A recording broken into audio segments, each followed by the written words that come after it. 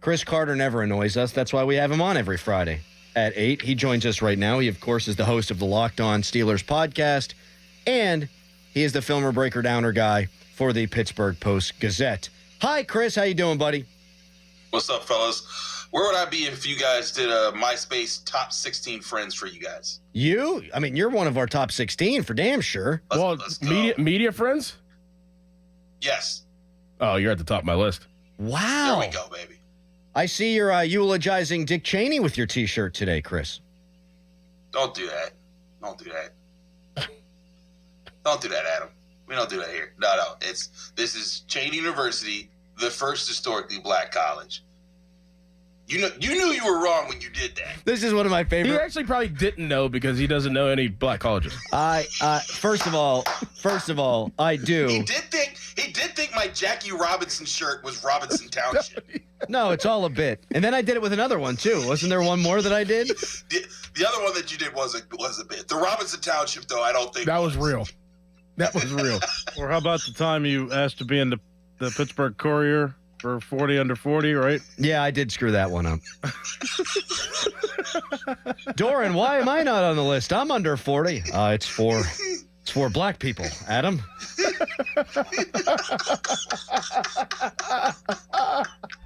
is great. All right, Chris, we'll get into the matchup, obviously. That's mostly why you're here.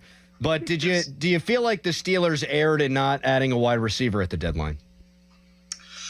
You know, it would have been nice to get one, but it all comes down to what you would have had to give up for it. And, like, I think the thing that people sometimes forget is that the Steelers, when you're talking about giving up, they should have just given up a fourth. They should have given up this. They should have given up that. But the Steelers are, like, hitting with their third and fourth and fifth round picks right now.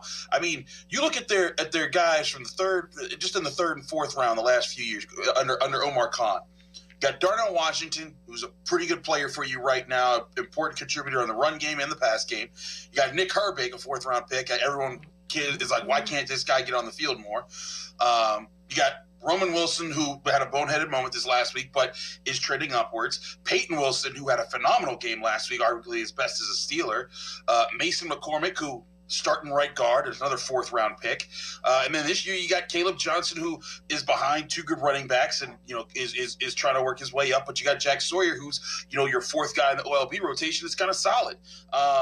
You're hitting on those picks. And so I don't know if just giving away one of those picks for a rental receiver was the answer. Now, and here's the other thing about this too, is I know some people are like, well, what if they weren't getting a rental? What if they were getting a long-term guy?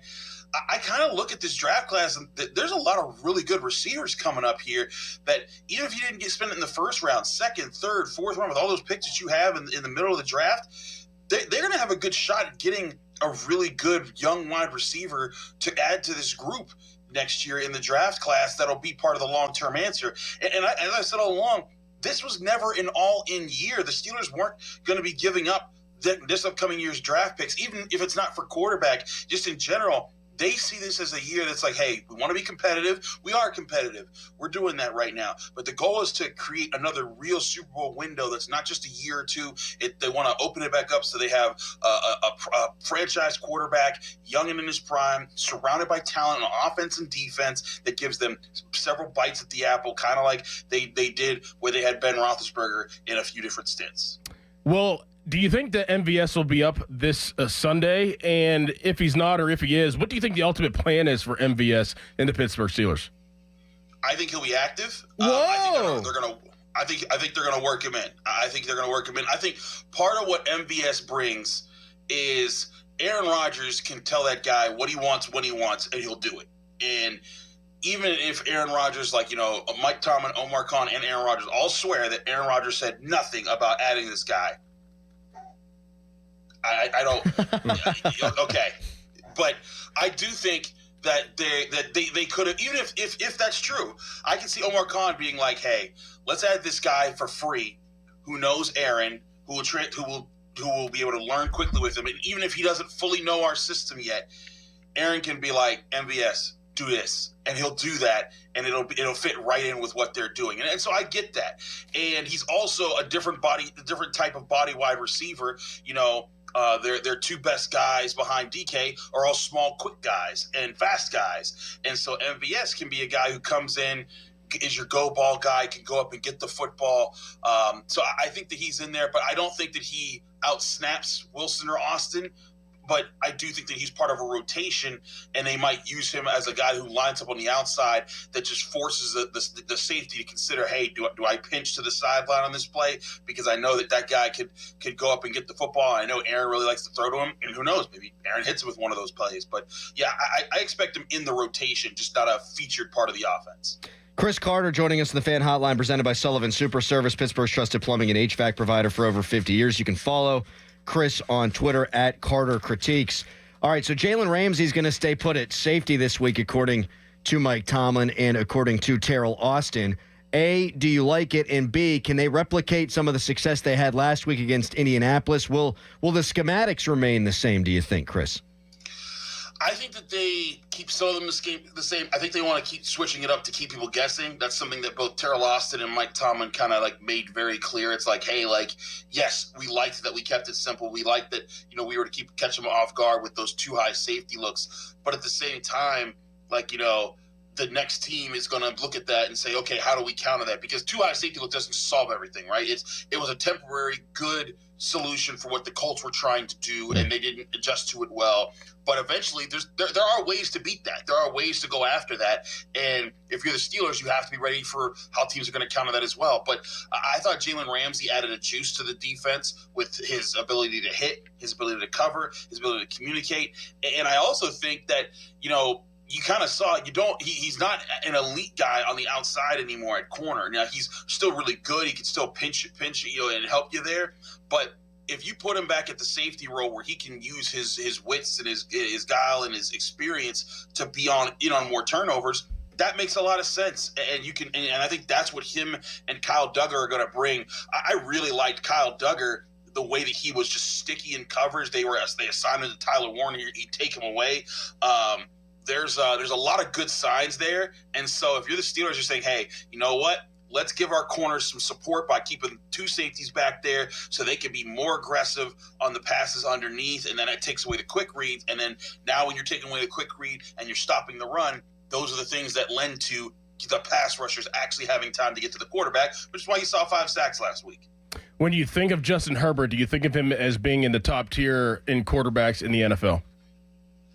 I think he has the potential to be, but he's not. I think that he's had the build, he's had the cannon, he's had the athleticism, and I think he's even had the smarts, but he hasn't put it together yet. I'm sorry, the top tier is reserved for Patrick Mahomes, Lamar Jackson, and Flacco against Josh the Steelers. Allen. And Joe Flacco whenever he plays the Steelers, yeah. But Josh Allen, and it's funny. I want to put Burrow in that list, but the guy's too hurt all the time, and so I think that he's in that tier of the Joe Burrows and the guys after that are trying to push their way up. He's above the guys like Trevor Lawrence, who I think still haven't figured stuff out. But I just sometimes wonder, man, is this why Eli Manning's family was like, no, you're not going to the Chargers, you're going to the Giants?